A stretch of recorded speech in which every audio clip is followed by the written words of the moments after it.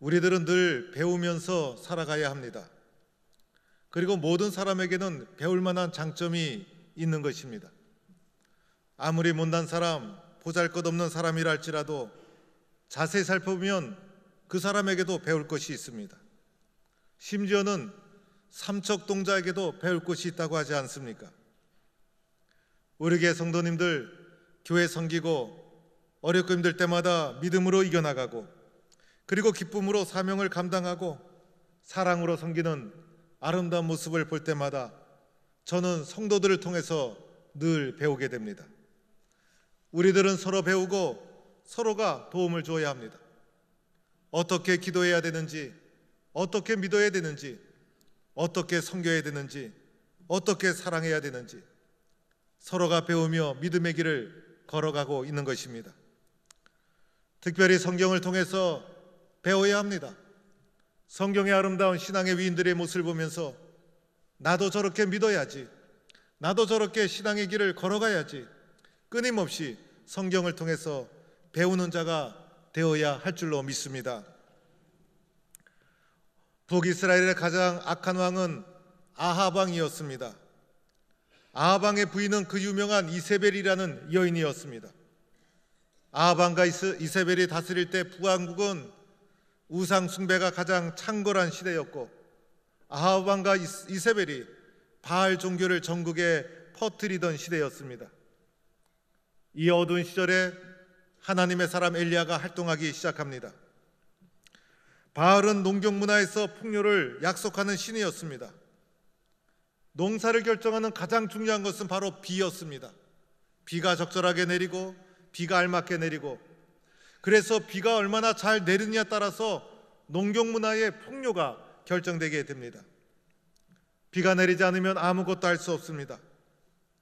바알이 바로 비를 결정하는 신이요 풍요를 결정하는 신이기 때문에 풍요로운 삶을 살기 위해서는 바알 신을 믿어야 되는 것이고 아합과 아세라는 바알 신을 전국에 퍼뜨리고 확장하게 됩니다. 이때 하나님의 사람 엘리야가 나타나서 아합에게 말합니다. 내 말이 없으면 수년 동안 우로가 내리지 아니하리라. 내 말이 없으면 수년 동안 우로가 내리지 아니하리라. 엘리야의 말은 비를 결정하는 것은 바알이 아니라 야훼 하나님이라는 선언이었습니다. 아합 왕의 바알 정책에 정면으로 엘리야가 도전하는 행위였습니다. 바알이 아니라 야훼 하나님을 믿어야 산다는 선포이기도 했습니다. 엘리야의 선포대로 비가 내리지 않고 가뭄이 계속되게 됩니다. 엘리야는 아합 왕의 미움을 받아 전국의 지명 수배를 받고 도망하는 자의 삶을 살게 되고 마침내 아합 왕의 눈을 피해서 그리 시냇가에 오랫동안 숨어 살게 됩니다. 그리 시냇가에 숨어 살던 엘리야를 하나님은 어느 날 부르셔서 너는 일어나 이제는 시돈에 속한 사르밧에게로 가라. 거기에 가면 가부가 있을 터인데 그가 너를 거기서 공개하리라. 이렇게 말씀하시면서 그리 시냇가에서 떠나 사르밧으로 가라고 말씀하고 있는 것입니다. 그런데 여기에 문제가 있었습니다. 하나님이 가라고 하신 시돈 땅이 바로 이세벨의 본거지요 바알 시당의 본거지였기 때문이었습니다. 하나님은 바알 시당의 본거지 이세벨의 고향 그곳으로 엘리야를 가라고 하신 것이었습니다. 더 악한 곳으로, 더 위험한 곳으로, 더 열악한 곳으로, 더 혼탁한 곳으로 엘리야를 가라고 명령하고 있는 것입니다. 여호와의 이런 명령을 들은 엘리야 어떻게 합니까? 그대로 순종하지 않습니까? 하나님의 이끄심에 엘리야는 어떤 의견도 내놓지 않습니다. 극심한 가뭄이 계속되었죠. 식량을 구할 수가 없었죠. 지명수배된 엘리야가 거처를 옮기는 것은 위험한 일이었어요. 더하여 시돈 땅은 이세벨의 고향이었어요. 그곳에 가면 엘리야의 신분이 노출되어서 금방 아합에게 잡혀 죽을 수도 있었어요. 가뭄이 계속되면서 식량을 구할 수도 없었어요. 하나님 왜 나를 그곳으로 가라고 합니까? 그곳은 위험한 곳 아닙니까? 그곳에 가서 제대로 살 수 있습니까? 그것은 안전한 곳입니까? 엘리야가 하나님께 질문하고 싶은 것이 많았지만은 하나도 질문하지 않고 그대로 순종해서 시돈 땅 사르밧으로 가게 됩니다. 엘리야가 사르밧 성문에 이르렀을 때에 하나님의 말씀대로 그곳에서 가부를 만납니다. 사르밧에서 만난 가부는 나뭇가지를 줍고 있었습니다. 엘리야는 한 번에 가난하고 보잘것없는 여인이라는 것을 알아차렸습니다. 거지처럼 살아가던 가부였습니다. 가뭄이 계속되면서 식량이 없던 이 시대에 가부가 잘 살 리가 있겠습니까? 가난하고 보잘것없는 가부였고 도리어 엘리야가 도와줘야 될 형편의 사람이었습니다.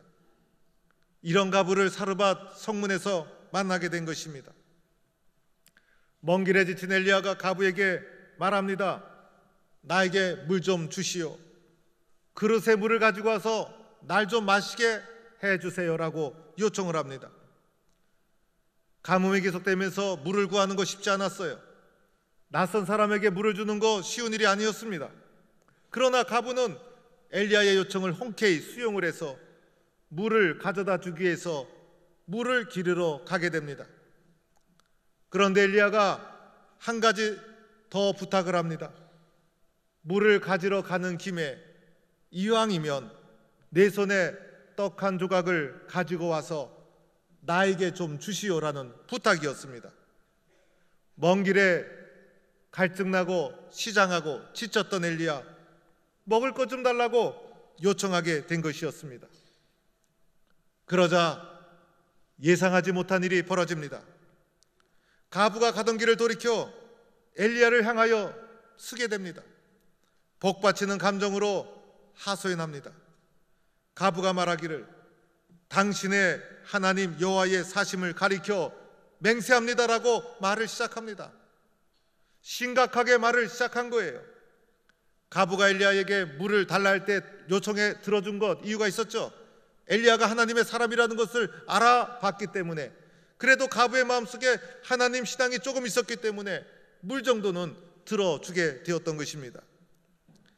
그런데 떡을 달라고 하니 기분이 상했던 것이에요. 속에 있었던 감정이 복받쳐 올라옵니다. 아무리 하나님의 종이라 할지라도 나뭇가지 죽고 있는 나의 형편을 보면 넉넉한 형편이 아니라는 것 알고 있을 터인데, 물 달라 하는 것은 들어줄 수 있지만은 남의 사정도 모르고 떡까지 달라고 하니 해도 너무한다는 것입니다. 이렇게 두꺼운 사람이 있을 수가 있나? 가부는 살아온 세월이 너무 서러워서 감정이 복받쳐 오르면서 아마 이 순간은 눈물을 흘리면서 감정이 올라가면서 크게 목소리를 내었을 것입니다. 가부는 계속해서 이렇게 말합니다. 나는 떡이 없습니다. 나는 먹을 것이 다 떨어졌습니다. 먹을 것이 있어야 당신을 대접하지 않습니까? 있다면 통에 가름 한 웅큼, 병에 기름 조금 남았습니다. 내가 나뭇가지를 줍는 이유가 있어요. 이것을 주워다가 마지막으로 불을 지펴서 나와 내 아들을 위해서 그 가루와 기름으로 떡을 만들어 먹은 후에 죽으려던 참이었습니다. 여러분, 충격적인 현실이었어요. 놀라운 말이었어요. 오랜 기근으로 나라가 항폐화되고 도초에 먹을 것이 없었던 거예요. 바알이 풍요를 간장하는 신이고 바알을 믿으면 잘 산다고 했는데 풍요는커녕 기근이 온 나라를 뒤엎게 됩니다. 경제가 무너지고 농사가 되지 않고 공장이 돌아가지 않고 식량을 구할 수 없고 가정이 해체되고 굶어 죽는 사람이 도처에 나타나고 나라가 혼탁해지고 어두워지고 죽음의 그림자가 온 나라를 뒤엎게 되었다는 거예요. 이 항폐한 삶이 사르밧 가부에게도 미친 거예요. 가부는 가장 열악한 존재. 그래서 가부가 생기면 그 가부를 사회가 가족이 제도적으로 살 수 있도록 만들어주는 장치가 있었어요. 그 장치가 가동되지 않았어요.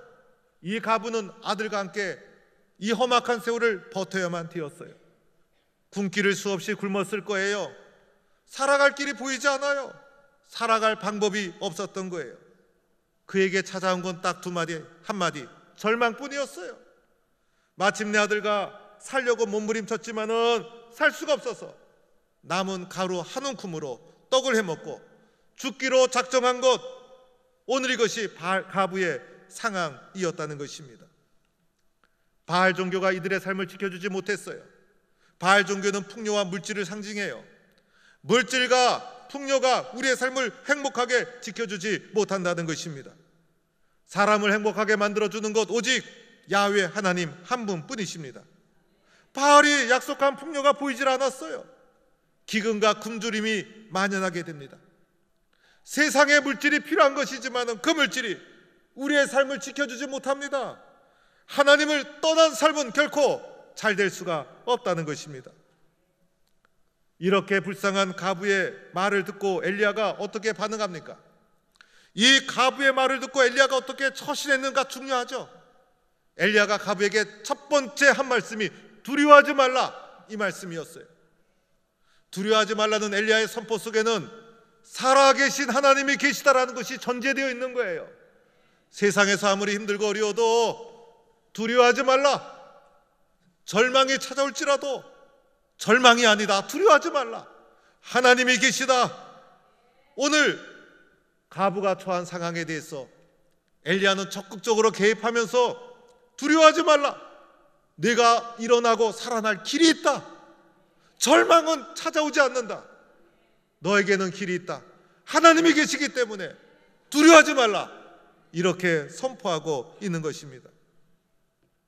엘리야가 계속해서 말하죠. 먼저 나를 위하여 작은 떡 하나를 만들어 내게로 가져오라. 그 위에 너와 내 아들을 위하여 만들라. 두려워하지 말라, 이 말은 이해가 돼요. 그런데 이어서 하신 말씀 이해가 안 되죠, 여러분. 그 한 움큼, 생명 같은 그 한 움큼의 가루를 가지고 떡을 만들어서 굶주린 가부를 먹여줄 생각은 안 하고 하나님의 종이라는 엘리야가 그것으로 떡을 만들어 나에게 가져오라. 내가 먼저 먹어야 되겠다. 그리고 남거든 너와 내 아들이 먹어라. 여러분, 한 움큼으로 떡을 만들어서 엘리야가 먹고 나면 남을 게 있겠어요? 남을 거 하나도 없죠. 자기가 먼저 먹겠다는 거예요. 가부에게 있는 이 가루는 한 사람의 배도 채울 수 없는 것이었어요. 가부와 그 아들은 오랫동안 굶주린 것이 분명해요. 그동안 그 사람들은 한 움큼의 가루가 생명줄이었어요. 먹고 싶어도 참고, 왜냐하면 그것을 먹으면 끝이기 때문에 굶고 생명처럼 여겼던 한 움큼의 가루, 그것을 엘리야가 꿀꺽 먹겠다는 거예요. 그리고 나서 너와 내 아들을 만들라 라고 말하고 있는 거예요. 여러분, 먹는 것 중요하죠? 먹는 것 생명처럼 여기는 이 먹는 것을 위해서 엘리야가 이렇게 가부에게 요청하고 있는 거예요. 오늘 엘리야가 나는 괜찮다, 가부와 아들 먹어라, 이렇게 해야지 벼룩의 간을 빼먹지 인정사정 없이 굶주린 가부에게 그 떡을 만들어 나에게 갖고 오라 하니 여러분, 이해가 됩니까? 이해되지 않는 일이에요. 그런데 이것이 무엇을 말해주고 있는지 우리는 생각해 봐야 합니다. 오늘 엘리야는 가부에게 삶의 우선순위를 묻고 있는 거예요. 떡을 얘기하는 것이 아니라 신앙의 결단을 촉구하고 있는 거예요. 너의 삶의 우선순위가 무엇이냐? 우리의 삶의 우선순위가 무엇이냐를 묻고 있는 거예요. 나의 우선순위, 나의 삶에서 가장 중요한 것이 무엇입니까? 그것을 우리에게 묻고 있다는 것이에요. 나의 삶의 우선순위가 어떻게 되어야 문제를 헤쳐나갈 수 있느냐, 이것을 묻고 있는 거예요. 여러분, 우리가 문제가 해결되지 않은 이유가 무엇이었습니까? 우선순위에 문제가 있었기 때문이었어요. 엘리야가 그 떡이 탐이 나서 그 떡에 욕심이 생겨서 그 떡을 빼앗고자 한 것이 아니었죠. 너의 삶의 우선순위가 무엇이냐? 두려워하지 말라. 아무리 절망적인 상황일지라도 너의 삶의 우선순위가 바로 세워져야 한다. 그러면 문제는 해결된다. 하나님이냐 바알이냐, 하나님이냐 물질이냐, 너의 삶의 우선순위가 무엇이냐, 이것을 우리에게 묻고 있다는 것입니다. 그러면서 엘리야가 계속해서 말하죠. 이스라엘 하나님의 말씀이 여호와가 비를 지면에 내리기까지, 내리는 그날까지 그 통에 가루가 다하지 아니하고 그 병에 기름이 마르지 아니하리라. 삶의 우선순위를 촉구한 후에 하나님의 축복의 약속을 결단할 수 있도록 축복의 약속을 제시하고 있는 거예요. 여러분 같으면 어떻게 하겠습니까? 내 손에 있는 소중한 이 한 움큼의 가루, 나에게 생명과 같은 이 물질, 내가 붙잡고 있을 것인가? 내가 붙잡고 있음으로 문제가 해결될 것인가? 아니면 하나님을 위해서 내어놓을 것인가? 나의 삶의 우선순위 무엇인가? 삶의 우선순위를 결정하는 것 고통스러울 때가 있어요. 평범할 때는 쉬워요. 그러나 가부처럼 절망적인 상황, 나의 운명을 결정하는 상황, 생명을 결정하는 상황, 이 상황 속에서 우선순위를 신앙 고백하며 결정하고 선택하는 것, 눈물 나는 일이고 고통스러운 일이고 힘든 일이에요. 가부 어떻게 했습니까? 순종하지 않았습니까? 이 순종에서 가부는 하나님에 대해서 질문, 의문 하지 않아요. 말씀 앞에 그대로 순종합니다. 오늘 15절 말씀, 그가 가서 엘리야의 말대로 하였더니 그대로 순종했다는 거예요. 우리가 삶을 살아가면서 여러 가지 순종의 선택의 기로에 설 때가 있어요. 주일날이 되면 예배당을 갈 것인가? 아니면 밖에 놀러 갈 것인가? 또는 어려움이 닥쳤을 때 기도할 것인가? 아니면 세상의 방법을 선택할 것인가? 그런데 그렇게 어려운 선택임에도 불구하고 이 가부는 말씀 앞에 순종합니다. 그 결과 어떻게 되었습니까? 여호와께서 엘리야에게 하신 말씀같이 통에 가루가 다하지 아니하고 병에 기름이 없어지지 아니하니라. 할렐루야. 이런 은혜와 축복을 누리는 성도가 될 수 있기를 축원합니다. 사랑하는 성도 여러분, 오늘 말씀을 통해서 몇 가지 마음에 담아야 될 것이 있어요. 첫째는 하나님이 왜 시돈 땅 사르밧 이곳으로 엘리야를 보내셨을까?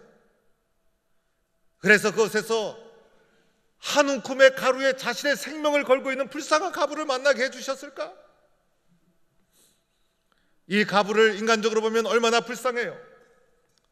그런데 엘리야가 그 가부를 보는 순간 마음이 너무나 불쌍해서 인간적으로 문제를 해결하고 식량을 구워다 줘서 문제를 해결하고 물질적으로 문제를 해결하려고 했더라면 이 가부는 그 순간은 배부를 수 있지만은 이 가부 역시 오래가지 못해서 굶어 죽을 수밖에 없었을 거예요. 이 문제를 보는 순간 엘리야가 두려워하지 말라 선포한 것은 뭐예요? 하나님의 관점에서, 영적인 관점에서 문제를 본 거예요. 그래서 하나님의 말씀으로 문제를 해결해 나간 거예요. 하나님은 엘리야를 훈련시켜 나가는 거예요. 이때가 엘리야의 초기 사역. 엘리야가 후기에는 갈멜산에서 바알 선지자 850명과 역사적인 대결을 하게 돼요. 아무리 절망의 상황일지라도, 아무리 엄청난 시련의 파도가 밀려올지라도 하나님의 관점에서 문제를 봐라. 하나님의 관점에서 문제를 봐라. 거기에서부터 문제가 해결되고 있다. 이것을 가르쳐주고 있는 거예요. 여러분, 육신의 눈으로, 세상의 눈으로 문제를 보지 말고 하나님 중심으로 문제를 바라보는 성도가 될 수 있기를 축원합니다. 거기서 또 문제가 풀리는 거예요. 두 번째는 야훼 하나님이 생명을 살리는 분이라는 것을 명확히 보여주고 있죠. 아합 왕과 이세벨이 바알 신앙을 도처에 보급을 해서 바알 신앙이 창궐 했어요. 그러나 그들이 기다리던 풍요, 그들에게 약속한 우로 내리지 않았어요. 극심한 기근이 계속이 되었어요. 바알은 사람을 절망으로 몰아넣었어요. 그러나 하나님은 절망에 있는 사람을 생명으로 일으켜 세워 주시는 분인 줄로 믿습니다. 오늘 이 가부가 엘리야를 만나지 못했더라면, 오늘 이 가부가 하나님을 만나지 못했더라면 어떻게 되었을까? 절망 중에 죽을 수밖에 없어요. 우리가 하나님을 만나지 못했더라면 어떻게 되었을까? 이 세상에서의 삶은 조금 연장되고 조금 해결될 수는 있죠. 그러나 우리 또한 절망 속에 인생을 마칠 수밖에 없는 소망 없는 존재라는 거예요. 그러나 하나님만이 우리를 생명으로 인도하시고 우리를 구원해 주시는 줄 믿습니다. 그것을 분명히 보여주시는 거예요. 바알이냐 야훼 하나님이냐, 누가 너희들에게 생명을 가져다 주시는 분이냐, 그것을 분명히 보여주고 있다는 거예요. 마지막 세 번째는 사르밧 가부를 통해 배워야 합니다. 사르밧 가부의 순종을 배워야 합니다. 비록 아무것도 가진 거 없었어요. 나뭇가지를 주는 여인이었어요. 거지 같은 사람이었어요. 그러나 그에게도 배울 것이 있었어요. 절망의 자리였고 자기의 생명이 걸린 한 움큼의 가루였지만은 하나님 말씀에 순종해서 그것을 내려놓습니다. 하나님의 말씀을 믿음으로 받아들입니다. 생명 같은 가루였지만은 말씀에 순종합니다. 마침내 어떻게 되었습니까? 하나님께서 그 가정을 축복해 주셔서 그와 엘리야와 그의 식구가 여러 날 먹었으나 통에 가루가 다하지 아니하고 병에 기름이 마르지 아니하는 놀라운 축복을 누리게 되었습니다. 그러나 이 여인이 그 가루를 움켜쥐고 있었더라면 그 가루가 이 여인을 살리지 못했다는 것입니다. 말씀에 순종한 사르밧 여인, 이 사르밧 여인에게서 배울 수 있기를 바랍니다. 오늘도 믿음의 길을 걸어가면서 우리는 여러 가지 문제를 만나게 됩니다. 그때마다 말씀에 순종해서 가루가 다하지 아니하고 병에 기름이 마르지 아니하는 하나님이 주시는 놀라운 은혜와 축복을 누리는 성도가 되기를 주의 이름으로 축원합니다.